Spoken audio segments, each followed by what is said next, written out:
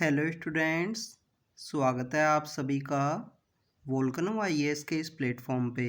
Students, अगर हम बात करें इस लेक्चर की, तो इस लेक्चर के अंदर हम डिस्कस करेंगे यूएनईपी के बारे में, जिसे कि यूएन इन्वायरमेंट प्रोग्राम के रूप से भी जाना जाता है। स्टूडेंट्स, यूएनईपी इन्वायरमेंट का एक इम्पोर्टेंट इंस्टीट्यूशन है अंडर द यूएन।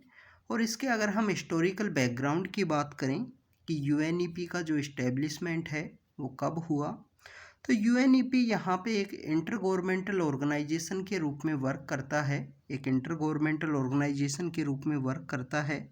और इसका जो इस्टेब्लिशमेंट है वो आपको 1972 का जो जून मंथ है उसके अंदर आपको देखने के लिए मिलता है। स्टूडेंट्स, इन्वायरमेंट डे के बारे में आपको पता होगा कि जो 5 जून का जो दिन है, 5 जून का जो दिन है, उस 5 जून के डे को इन्वायरमेंट डे के रूप में सेलिब्रेट किया जाता है। तो उसी इन्वायरमेंट डे के दिन इस यूएनईपी का जो इस्टेब्लिशमेंट है वो 1972 में आपको देखने के लिए मिलता है। स्टूडेंट्स, उसी 1972 के अंदर यूनाइटेड नेशन की एक कॉन्फ्रेंस है वो ऑर्गेनाइज की गई। उस कॉन्फ्रेंस को स्टॉकहोम कॉन्फ्रेंस के रूप से भी जानते हैं। तो 1972 की जो यूएन की जो कॉन्फ्रेंस है, जैसे कि UN conference on human environment के रूप में या स्टॉकहोम कॉन्फ्रेंस के रूप से भी उसको जानते हैं। तो इस UN conference on human environment का ही आउटकम है यूएनईपी। उसी के आउटकम के रूप में आपको यूएनईपी का जो इस्टेब्लिशमेंट है वो देखने के लिए मिलता है। 1972 की इस कॉन्फ्रेंस के अंदर बात की गई कि हमको इन्वायरमेंट का जो चैलेंज है, जो क्लाइमेट चेंज का जो चैलेंज है और ह्यूमन का इन्वायरमेंट के ऊपर क्या इफ़ेक्ट है, उनको डील करने के लिए ऐसे एक इंस्टीट्यूशन की ज़रूरत है। और उसी इंस्टीट्यूशन के रूप में यूएनईपी को इस्टेब्लिश किया गया। स्टूडेंट्स, यूएनईपी के हेडक्वार्टर के बारे में आपको पता होना चाहिए। यूएनईपी का जो हेडक्वार्टर है वो नैरोबी जो केन्या के अंदर है। ये आपको अफ्रीकन कॉन्टिनेंट के अंदर देखने के लिए मिलेगा। तो अफ्रीकन कॉन्टिनेंट के अंदर इस्टेब्लिश कोई यूएन का पहला ऐसा ऑर्गेनाइजेशन है जिसका हेडक्वार्टर अफ्रीका के अंदर है। तो इसका हेडक्वार्टर कहाँ पे है? नैरोबी, केन्या के अंदर। अगर हम बात करें एज ए आउटकम के रूप में या ऑब्जेक्टिव के रूप में बात करें कि यूएन इन्वायरमेंट का मेन ऑब्जेक्टिव क्या है, तो ग्लोबल इन्वायरमेंट एजेंडा को यहाँ पे इस्टेब्लिश करना है। इन्वायरमेंट की जो डिफरेंट डिफरेंट ट्रीटीज़ हैं, जो डायमेंशंस हैं, उनको इम्प्लीमेंट करना है। और इन्वायरमेंट के रिगार्डिंग में अपनी जो इन्फॉर्मेशन है वो कंटिन्यू वर्ल्ड को डिफरेंट डिफरेंट सोर्सेज के थ्रू, डिफरेंट डिफरेंट रिपोर्ट्स के थ्रू बतानी है कि क्या किस तरीके से चेंज आया है, किस तरीके से इसको बदलने की ज़रूरत है, क्या क्या स्टेप्स लेने की ज़रूरत है यूएन इन्वायरमेंट प्रोग्राम के द्वारा। अगर हम बात करें कि यूएन इन्वायरमेंट प्रोग्राम के द्वारा अपना जो वर्किंग सिस्टम है या वर्किंग स्ट्रक्चर है वो किस तरीके से कैरी आउट किया जाता है, तो यूएनईपी यहाँ पे एक अम्ब्रेला ऑर्गेनाइजेशन के रूप में वर्क करता है। यूएन का एक एजेंडा है कि हमारे जो सस्टेनेबल डेवलपमेंट गोल्स हैं उनको 2030 तक अचीव करना है। जो हमारे एसडीजी गोल्स हैं उनको 2030 तक अचीव करना है। तो यूएन के जो 2030 तक एजेंडा है सस्टेनेबल डेवलपमेंट गोल्स का, उसी के अम्ब्रेला के अंडर ये वर्क करते हुए जो हमारे इन्वायरमेंट के रिगार्डिंग में इम्पोर्टेंट सस्टेनेबल डेवलपमेंट गोल्स हैं उनको इम्प्लीमेंट करने की जो बात है वो यूएनईपी के द्वारा की जाती है। अगर हम इसके स्ट्रक्चर की बात करें तो इसमें एक एग्जीक्यूटिव डायरेक्टर होते हैं जो इसको हेड करते हैं। अगर हम बात करें कि जो फंडिंग है यूएन इन्वायरमेंट प्रोग्राम की, जो फंडिंग है वो कहाँ से आती है, तो 95% जो फंडिंग है वो आपको वॉलेंट्री कंट्रीब्यूशन के रूप में देखने के लिए मिलती है कि किसी भी एक कंट्री के द्वारा, किसी भी एक ऑर्गेनाइजेशन के द्वारा वॉलेंट्री कंट्रीब्यूशन है वो किया गया हो यूएनईपी को। तो 95% इसका जो फंडिंग है वो वॉलेंट्री कंट्रीब्यूशन के रूप में है। इसके अलावा यूएनईपी काफ़ी सारे ऐसे इन्वायरमेंट के जो एग्रीमेंट्स हैं उनकी एक सेक्रेटरीट के रूप में भी काम करता है, उनको प्रॉपर इम्प्लीमेंटेशन के रूप में भी काम करता है। इन्वायरमेंट के जो भी इम्पोर्टेंट यहाँ पे एग्रीमेंट्स हैं जो कंट्रीज़ के बीच में साइन किए जाते हैं, तो उनके इम्प्लीमेंटेशन के रूप में एक सेक्रेटरीट का जो पोजीशन है वो प्रोवाइड की जाती है यूएनईपी के द्वारा। अलग अलग एग्रीमेंट्स के अंदर ये आपको देखने के लिए मिलता है। तो तो फंडिंग के बारे में आपको पता होना चाहिए कि फंडिंग 95% वॉलंटरी है। यहाँ पे बाइंडिंग फंडिंग नहीं है कि किसी भी कंट्री के द्वारा यहाँ पे जो ज़रूरी पैसा है वो दिया जाएगा। तो वॉलंटरी फंडिंग है। 1972 की इस्टेब्लिशमेंट ईयर के बाद में ये आया, ये कॉन्फ्रेंस के बाद में, जो यूएन ह्यूमन एनवायरनमेंट की जो कॉन्फ्रेंस है जिसे कि स्टॉकहोम कॉन्फ्रेंस के रूप में भी जानते हैं, नैरोबी केन्या के अंदर हेडक्वार्टर है और इंटर गवर्नमेंटल ऑर्गेनाइजेशन है यूएन का। स्टूडेंट्स, अगर हम बात करें जो यूएनईपी है, काफ़ी सारे ऐसे इन्वायरमेंट के इम्पोर्टेंट जो एग्रीमेंट्स हैं उनको एडमिनिस्ट्रेट भी करता है, उनको यहाँ पे कैरी आउट भी करता है।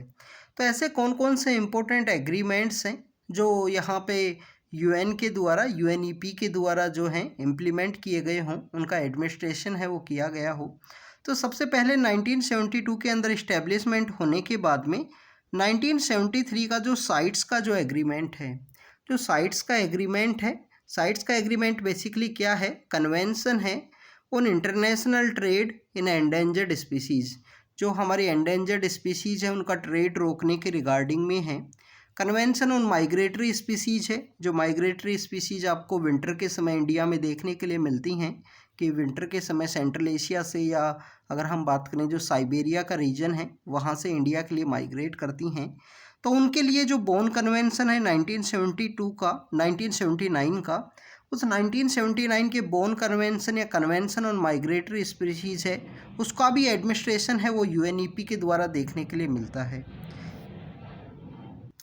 इसके अलावा बेसल कन्वेंशन है। बेसल कन्वेंशन हैजार्डियस जो यहाँ पे प्रोडक्ट हैं जिनका ट्रांस बाउंड्री, जो हैजार्डियस वेस्ट का ट्रांस बाउंड्री मूवमेंट ना होना चाहिए, उसके रिगार्डिंग में जो बेसल कन्वेंशन है उसका एडमिनिस्ट्रेशन भी आपको यूएनईपी के द्वारा देखने के लिए मिलता है।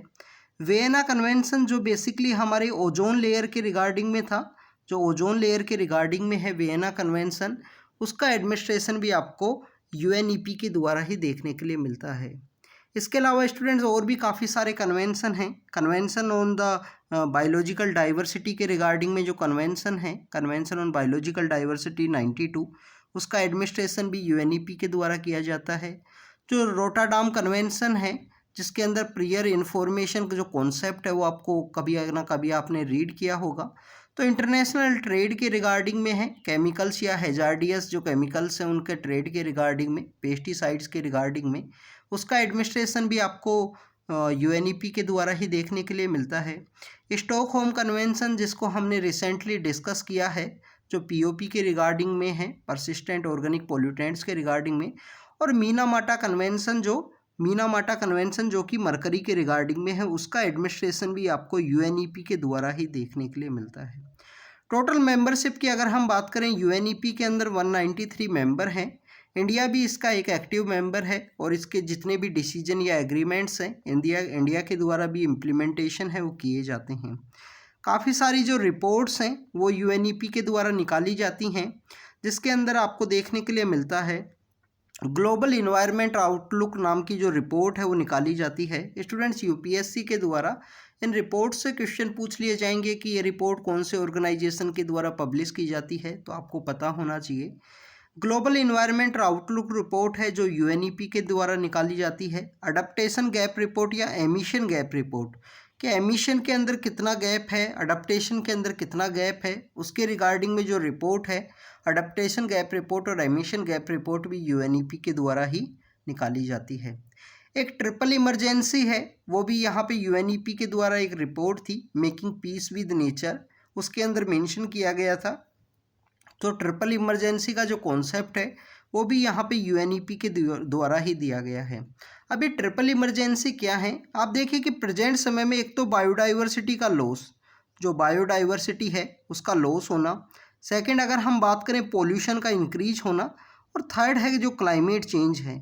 जो क्लाइमेट चेंज है, ये तीन यहाँ पे इम्पोर्टेंट जो ट्रिपल इमरजेंसी के रूप में डेजिग्नेट किया गया है यूएनईपी के द्वारा।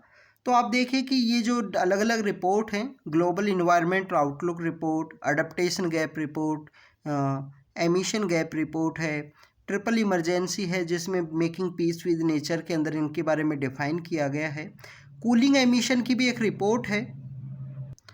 तो ये सभी रिपोर्ट्स हैं वो यूएनईपी के द्वारा निकाली जाती हैं। तो ये इन रिपोर्ट्स के बारे में आपको पता होना चाहिए, फंडिंग के बारे में पता होना चाहिए, इंडिया इसका मेंबर है, कौन कौन से ऐसे जो एग्रीमेंट्स हैं एनवायरनमेंट के जो एडमिनिस्ट्रेट किए गए हैं यूएनईपी के द्वारा, और 1972 के अंदर ये इस्टेब्लिशमेंट हुआ।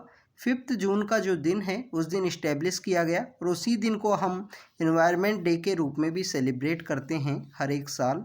इस साल भी हमारी गवर्नमेंट के द्वारा जो लाइफ का जो कॉन्सेप्ट है वो एनवायरनमेंट डे के ऊपर दिया गया है कि life style with the environment के अकॉर्डिंग जो लाइफ स्टाइल है उसका अडोप्टेशन की ज़रूरत है। तो स्टूडेंट्स ये यूएनईपी के बारे में था, ऐसे ही इम्पोर्टेंट इंस्टीट्यूशंस के बारे में हम आपको डिस्कस करते रहेंगे। तो thank you students, thank you very much.